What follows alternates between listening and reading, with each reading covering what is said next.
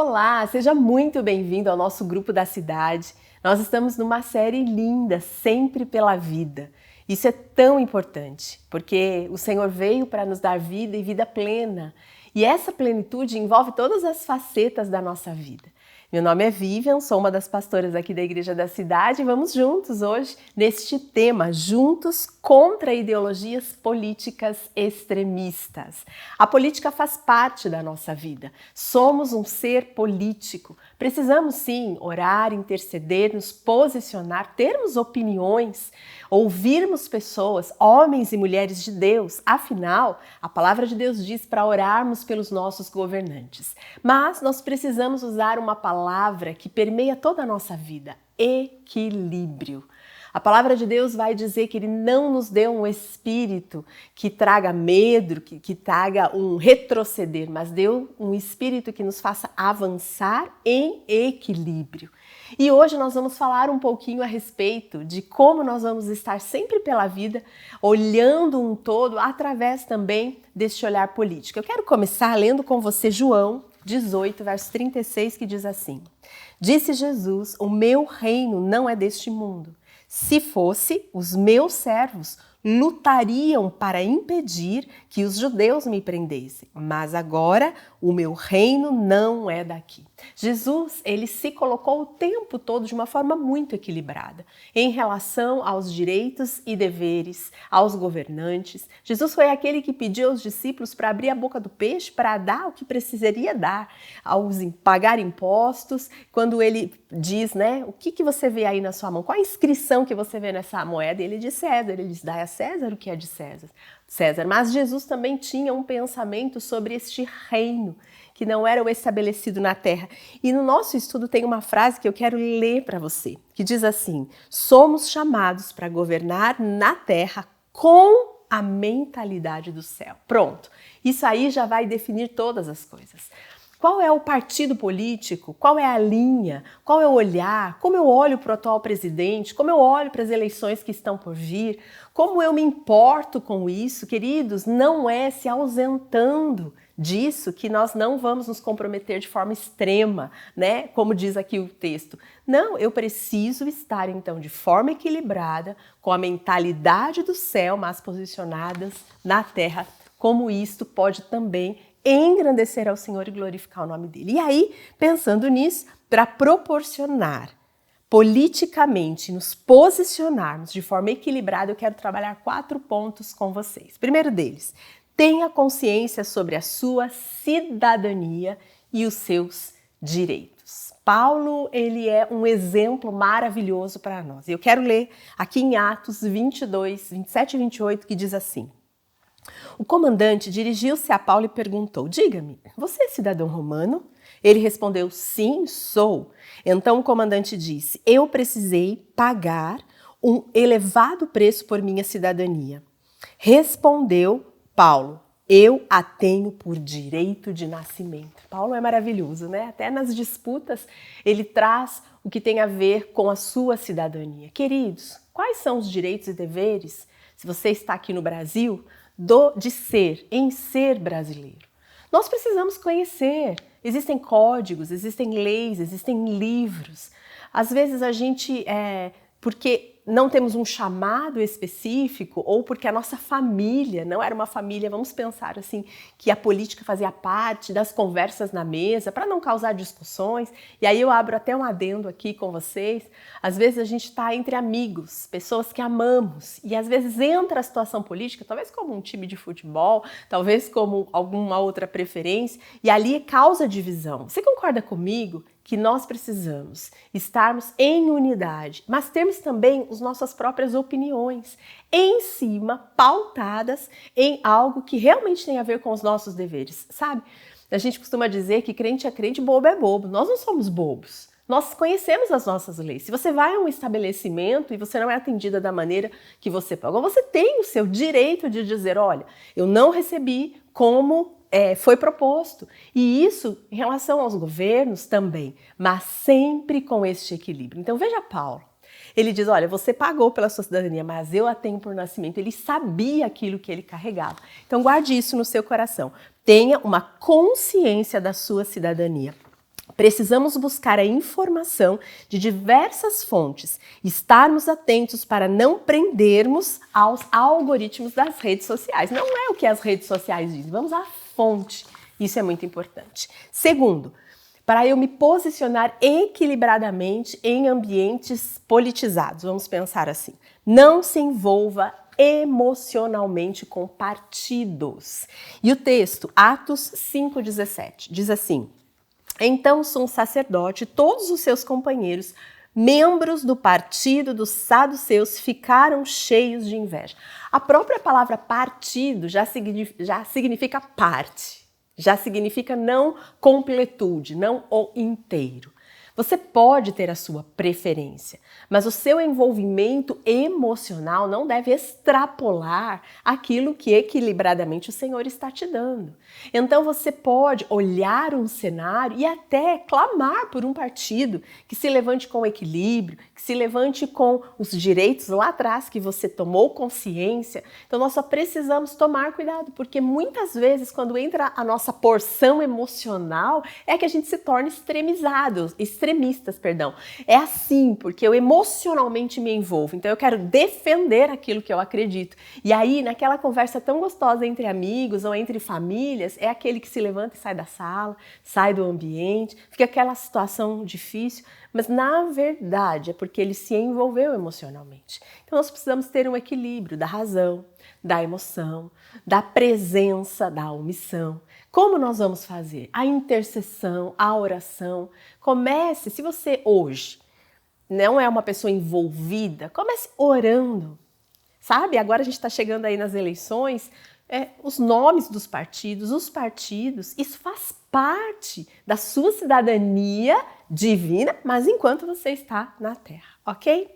Terceiro, para você ter de forma equilibrada um posicionamento dentro de um cenário político, busque a prosperidade do seu país. Infelizmente, não, vamos dizer felizmente, a prosperidade do nosso país passa, pelas nossas autoridades, por governos, pela política em si, pela maneira com que se governa. E por mais difícil e desafiador que seja, no Brasil e sinceramente em qualquer parte do mundo, nós precisamos orar para que a prosperidade chegue e passe por esses lugares e traga prosperidade para cada um.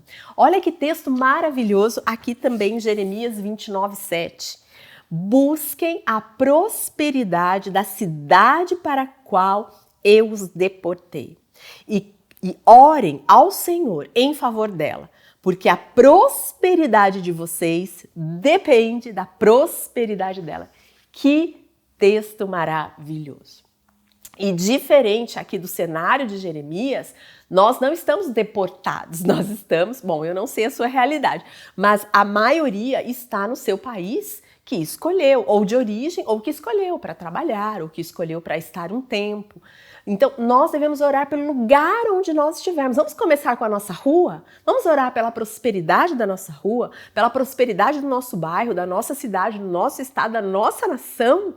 Por quê? Porque a prosperidade do lugar onde estivermos alocados será também a nossa prosperidade. Isso é muito importante. E isso vai trazer equilíbrio ao meu coração.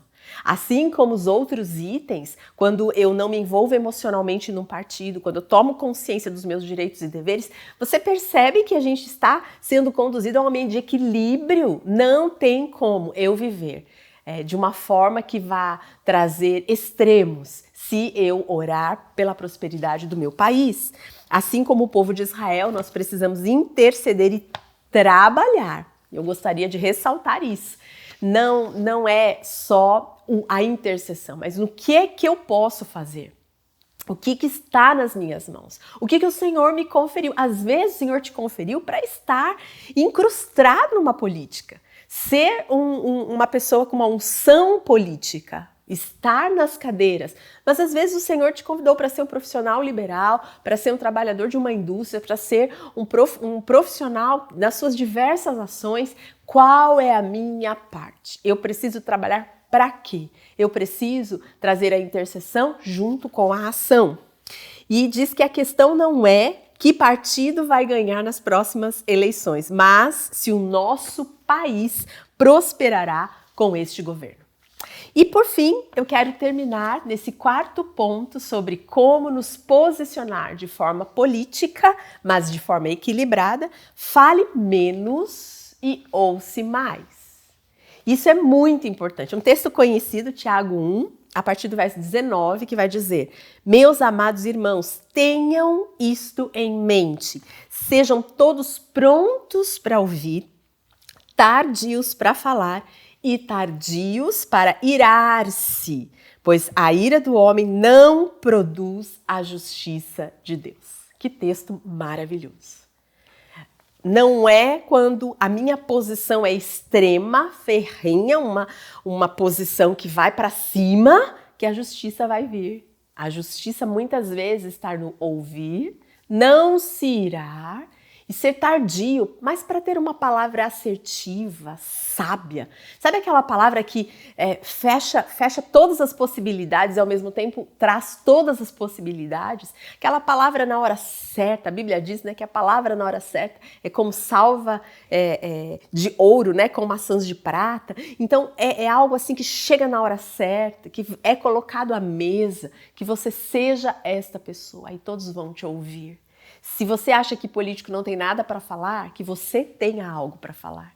Que você possa se importar de maneira sábia, isso é muito importante. Quem demora a falar, demora a se irar. Nossas emoções não podem governar nossas vidas.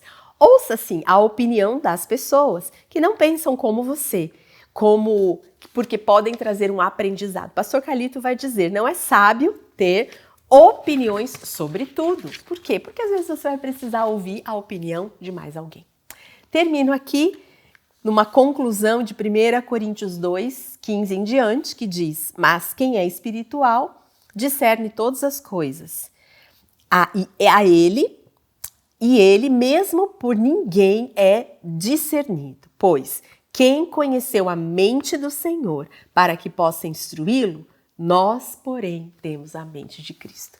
Então, se Cristo esteve na terra e soube ser equilibrado, posicionado em ambientes de governantes, na política, eu tenho a mente de Cristo. Então, eu vou saber como me comportar de forma também equilibrada.